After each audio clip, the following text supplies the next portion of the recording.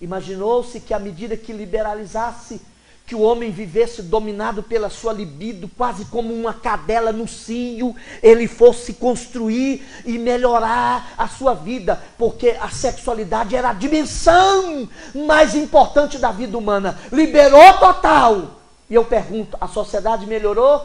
Isso tornou-se um instrumento adoecedor. Nós não podemos deixar nossos filhos ir para a escola sozinhos. Sabe-se lá que ele vai encontrar ali um pedófilo? Nós agora estamos nos trancando dentro de casa. A suspeita toma conta que a gente não pode confiar nem no vizinho, nem no parente mais distante, levar alguém para casa, porque as eromanias, o adoecimento dessa área tornou-se tamanha, que mais de 80% dos abusos sexuais acontecem dentro do lar, com pessoas ligadas à família, ou da família, e muito próximas à família. Aí eu pergunto e você vai responder de si para si mesmo. Precisamos ou não de cura? Precisamos urgentemente, gente. E ela precisa trabalhar nesta voga, nessa dimensão da vida humana. Senão, repito, nós auto nos destruiremos. Aí no capítulo 5 ele faz uma convocação, olha. Encontre o ninho do seu prazer nos limites do seu casamento.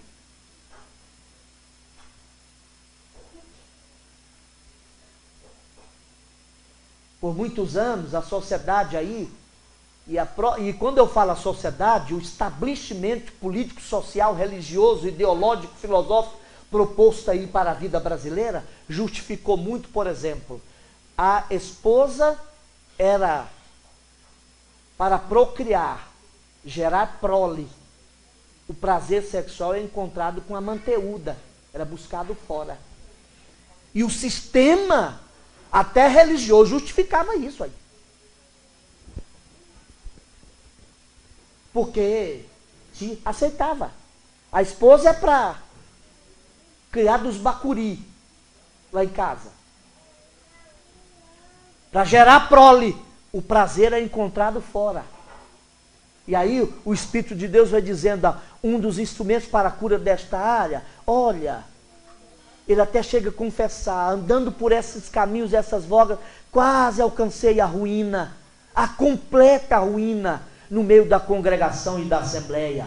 Aí ele faz, gente, bebe da tua própria cisterna e das correntes do teu poço, derramar-se-iam as tuas fontes para fora e pelas ruas dos ribeiros de águas, sejam para ti, não para os estranhos juntamente contigo, seja bendito o teu manancial, e regozija-te na mulher da tua mocidade, como corça amorosa e graciosa cabra montesa, sacia em ti os seus seios em todo o tempo, e pelo seu amor ser encantado e esteja perpetualmente enamorado.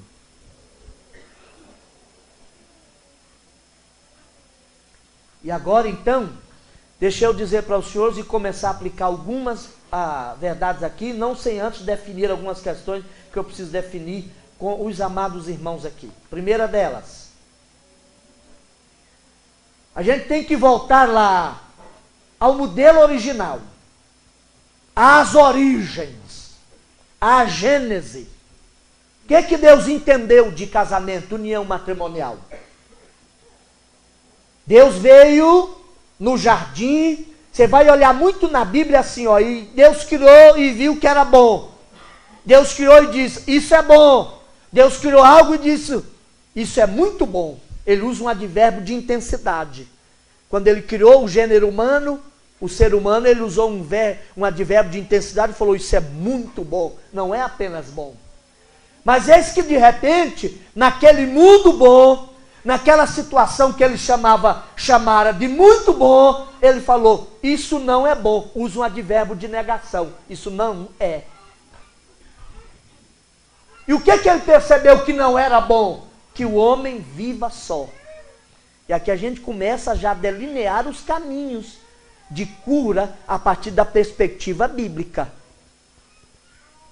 Eu vou parafrasear um pouco dizendo o seguinte, naquele mundo ideal e perfeito, a gente pensa assim, não, Deus plantou um jardim e chamou de Éden. A Bíblia nunca diz que o jardim chamava Éden. A Bíblia diz que Deus plantou um jardim no Éden. O mundo era tão perfeito que todo o universo era um jardim, era um Éden. E dentro do Éden, Deus plantou um jardim específico para ser casa do homem. Deus não plantou o jardim do Éden. Deus plantou um jardim no Éden. Está aí na Bíblia, capítulo 2 do livro de Gênesis. Não havia até então nada de negativo, nada de ruim. Mas eis que naquele mundo ideal e perfeito, Deus percebeu algo que não era bom. Isso não é bom. Que o homem esteja só. Talvez, dando asas à minha imaginação, houvesse aquela tentativa da parte de Deus de esperar com que o homem se completasse na natureza, dando nome aos animais, o ecossistema ainda perfeito, sem essas revoltas de tsunamis, de relâmpagos, e essa ebulição, e essas catástrofes que a gente tem visto aí ao longo da história da humanidade, e parece acentuadamente nos dias atuais, mais frequentes. Deus falou, não é bom que o homem esteja só. Olha aí, far-lhe-ei, esse pronome da terceira, oblíquo da terceira pessoa do singular, diz, farei para ele. Já vai singularizando.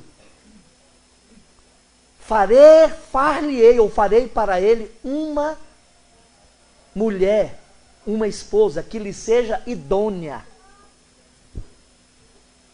Aí vem a questão cultural, que eu vou voltar aqui a alguns 3 elementos e aplicar umas verdades daqui a pouco. Algumas diretrizes de como construir um casamento ou uma vida conjugal o mais próxima do ideal possível que Deus preconizou alcançarmos. A nossa cultura já vem carregada de preconceito. Logo, as palavras sofrem de degeneração. A gente pega a Bíblia corrigida e diz lá, far-lhe-ei uma auxiliadora. Na nossa língua, essa palavra, no nosso idioma e cultura, a palavra auxiliadora é muito negativa. Por quê? Porque na nossa cultura, quem auxilia é sempre inferior ao auxiliado. E foi isso que gestou e possibilitou, por exemplo, a filosofia do machismo. Que, corretamente ou não, eu não vou entrar no teor da questão, de uns 60 anos para cá, para contrapor o machismo, surgiu o feminismo. As passeatas de mulheres sem sutiã, queimando sutiã nas praças de Nova York, nas ruas, lá no Central Park, no Harlem, no Brooklyn, lá em Manhattan, aquela coisa toda, e pelo mundo afora, Paris e tal, e Londres. Por quê? Na nossa cultura, quem auxilia está abaixo do auxiliado. Mas Deus nunca quis dizer isso lá.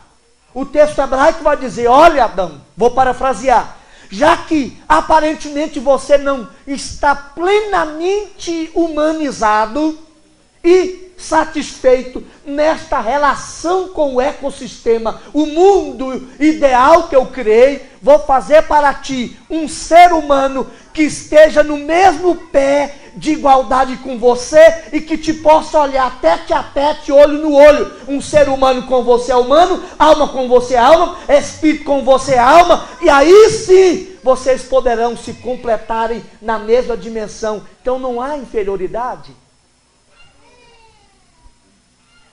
Tem gente que pega lá, porque o homem estava só, Deus então pensou, vou criar uma mulher para que ela seja instrumento de satisfação dele, porque coitadinho da minha coroa da criação, o meu bonito e belo Adão, ele está muito solitário. Não é essa a ideia que está no texto original, até porque a gente não para pensar.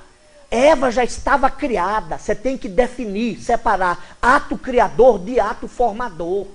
Se você pegar o Gênesis capítulo 1, versículo 26 e 27, Deus já tinha dito, façamos o homem conforme a nossa imagem, conforme a nossa semelhança, e tal, e que domine ele sobre as aves do céu, sobre os peixes do mar, os animais da terra. Isso é chamado de mandato cultural de Deus, que Deus dera ao homem, antes da malignidade acontecer. E o versículo 27 vai dizer, e criou Deus o homem no sentido genérico, no hebraico é Adam, daí veio o nome Adão. homem, macho e fêmea os criou. Eva já estava criada, só não estava formada, mas ela já estava criada, porque ela não tem nenhum grau de inferioridade ao homem. Aí, para não entender isso, forçado pela cultura, e a cultura que se tornou uma lupa, que nos fez interpretar erradamente a Bíblia, fez da mulher a culpada pelo pecado. Na Idade Média, os artistas que pintavam mal sempre pintavam a cara de um monstro, um seio de mulher, e achavam porque a mulher é responsável pelo pecado do mundo. Qual é a cigana, irmão, que botou na sua cabeça que o pecado do Éden foi o ato sexual? Nunca foi. Nunca foi.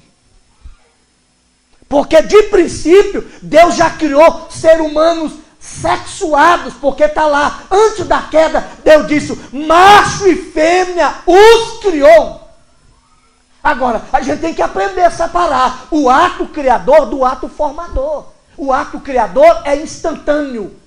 Os teólogos chamam isso de ex nihilo, uma frase latina, nihilo fit, ex nihilo, né? Nihilo fit.